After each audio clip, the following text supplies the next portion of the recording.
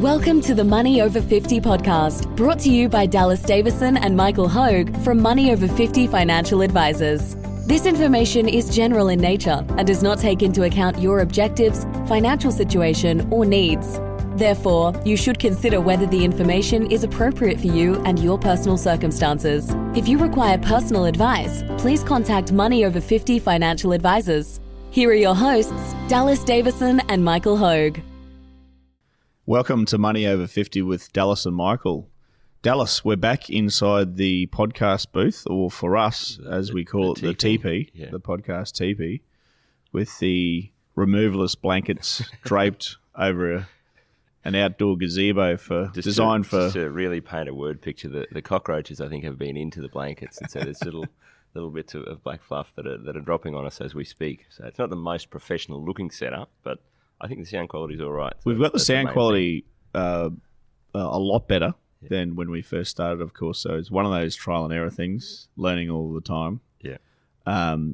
And for those that don't know, we book out a week at a time and record quite a few podcasts in that week.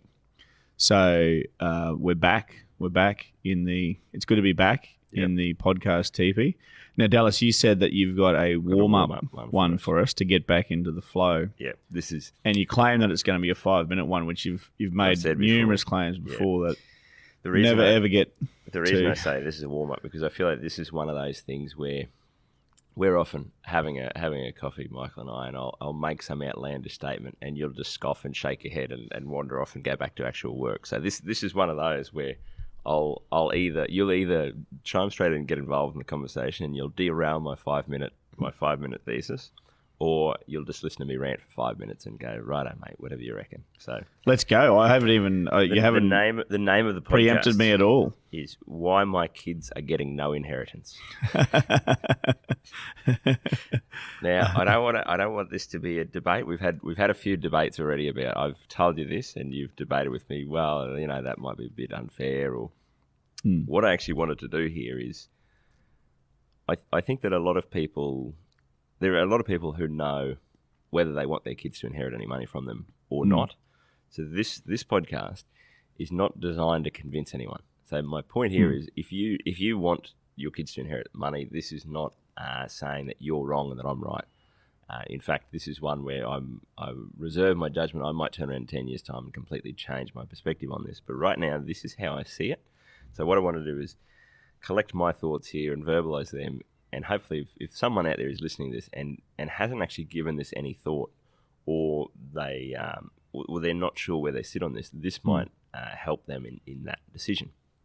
And I guess that's the first point I'd make there is, this is a decision for people to make. It is a very interesting thing that when we're looking at retirement planning with people, one of the levers that you can pull there to some degree is, do you plan to die with nothing or as close to nothing as we can manage, or do you actually want to leave some money to your kids? And as I say there, I don't think there is morally a right or wrong answer here, as long as that decision is arrived at with some sort of thought behind it.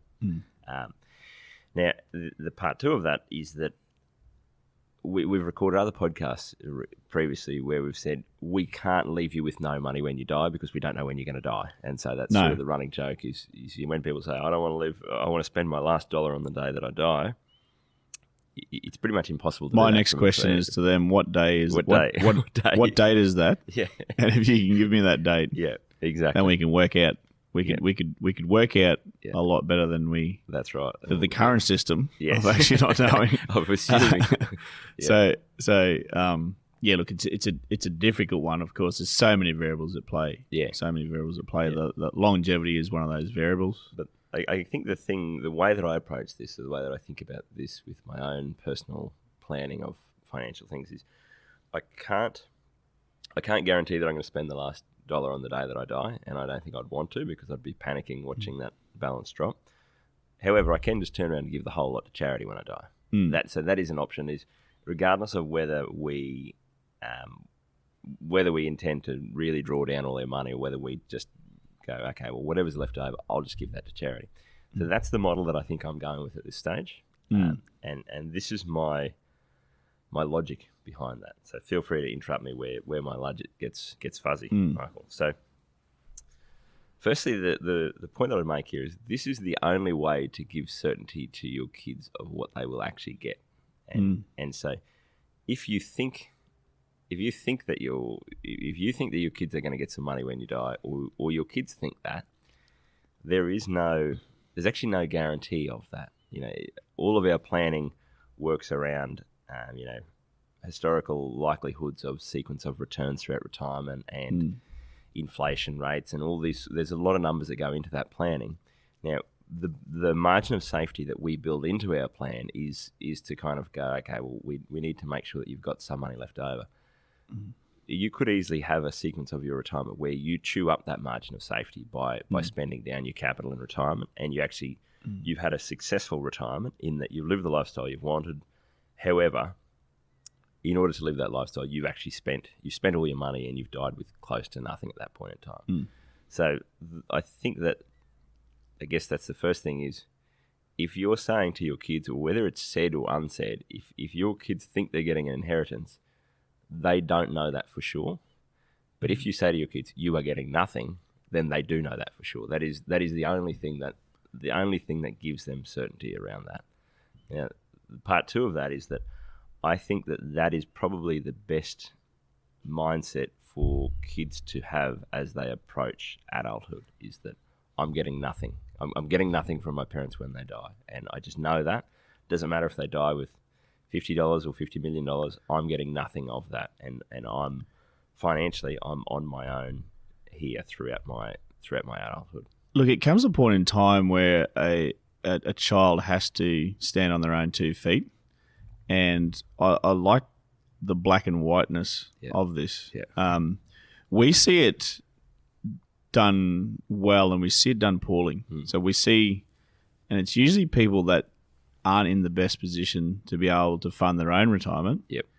Couples that are in their mid-50s to early 60s, and they're helping out their children financially, and the children are 30 years of age or their late 20s, and they should be standing on their own 2 feet by that stage, and they're not. Yep.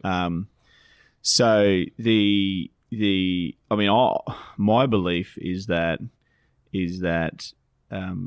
the only opportunity that I think children in this country need is a good education and to be raised the right way with the support that they need. I think I like it from the point of view where I've done my job now. You've reached 18. Or 21. We can get into that debate about whether you should help your kids out and throughout their uni, or getting a trade or whatever. But there's still, like you said, it's black and white where you're at that point now. You are on your own. That's it. Not only am I not going to financially help you throughout your 20s, 30s, 40s, 50s, there's no big lump sum of money coming. Don't be sort of doing your financial planning thinking that, the old fella will buck over at some stage and I'll get a big check. Look, the other thing too that adult kids inheriting money, everyone gets a picture of these adult kids in their 40s, I think, inheriting money. I have clients that are in their early 70s, and they've just inherited some money from my client's father. So the lady of the couple, her father, and they're in their early 70s. So with longevity, which by the time I guess you may get the money as an adult child anyway. You should already be retired and self-funded and things like that. So I think that's very occasionally, but very rarely now, adult children inheriting money in their 40s or 50s even. Well, how many times have you had this conversation with people who are in their 50s and 60s, and we're talking about any other lump sums of money to come in or out over the next throughout their retirement, and one of them will make a comment to the effect of, well, I guess my parents will buck over at some stage and I'll get some money there. But the next sentence out of their mouth is pretty much always, but I don't want to cater for that or allow for that or take that into account in any way. So it's sort of to some degree, it's almost a waste of money, because you're going, they're 55, they're planning for their retirement, knowing that there is probably this amorphous sum of money that might or might not come in at some stage, maybe in the next 20, 30 years, that they're going to get and don't know how it's sort of really going to. It's a very odd thing, and so. And this, I guess, leads to part 2 of my thesis here, which is that, so part 1 is that it's the only way to give certainty to your kids of what they will actually receive in terms of financial assistance from you. Assume the worst, kids. Assume the worst. Nothing. It's not even assume. It's fact. It's not even an assumption. You go, you are getting nothing. You're getting nothing at all. So part 2 of this is that my thesis is your kids either need the money at the time which they inherit it, which means they're probably the person that shouldn't get it, and it's going to ruin their life because they've shown that they can't handle money, really. Or they don't need the money, in which case it's just a lump sum with nothing sort of attached to it, which to some degree they either already at that point, like we said with our clients, where they have already got their life set up and funded their own life and they don't need the money at all, or they are that bit younger. And so they're striving and they're working towards something, and their life has this thesis or this narrative or this meaning to them. And now they've just got a big check and a big lump sum of money. And I think that probably is painful for some people because they've given things up throughout their life to get where they want it to be, and now they've kind of got there without actually having to do the work, and so they know that they haven't got that sense of achievement from that, and there's a hint of sadness with that money that is, well, I don't actually have anything to strive for anymore because I'm where I financially need it to be, and every day that money just reminds me of my parents having passed away younger than what I would have hoped. So that's part 2 of my thesis is your kids either need the money, in which case there's bigger problems there. If they need the money, they shouldn't get the money, or they don't need the money, in which case they shouldn't get the money either. So that's part 2 of that thesis. Part 3 of my thesis here is that I think that there is some subconscious weird thing that goes on, and you see it in family businesses. Particularly, but we will start to see this more and more as people retire and pass away with money, which haven't historically seen much of in Australia. Where in a family business, there's always the older generation who sort of have had their hands on the wheel and they've been in control, and there's a constant battle for that control, and the younger generation wants to take charge and wants to live life on their own terms, but to some degree they sort of know they can't. And so my fear here is that whether you're in business with your kids or whether there's just this behind the scenes, subconscious, unspoken about thing where, they will probably get a big lump sum of money for you at some stage in the future, which they haven't worked for or earned in any way. My concern is that if your kids are throughout their 20s and 30s, that's the time when they really need to be making decisions that are what's best for them and how do they want to live their life. Now, you can't be making decisions about what's best for your life and what do you want, and have this little subconscious thing going in the back of your mind, which is, yeah, but if I do this thing, that it's really gonna annoy my parents, and maybe I'll get cut out of the will, basically. And that's not. Again, none of this happens consciously, but I bet there is a much higher proportion of people than we think that are subconsciously making decisions, especially in those years where they should really be, their life should be going off and being its own thing based on who they are as a person. And they're subconsciously doing things to please their parents. And I think that's sort of a natural response. You want to keep the people you care about happy. But I think the minute that you tie money into that as well, it makes it more dangerous and more insidious. So that's my thesis. Look, I've got no problem with any of that.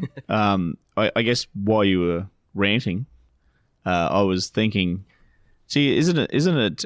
It's interesting because everyone that's listening, it's their money, it's your money, and like Dallas started with, he's not trying to say this is the way to do it. Yeah.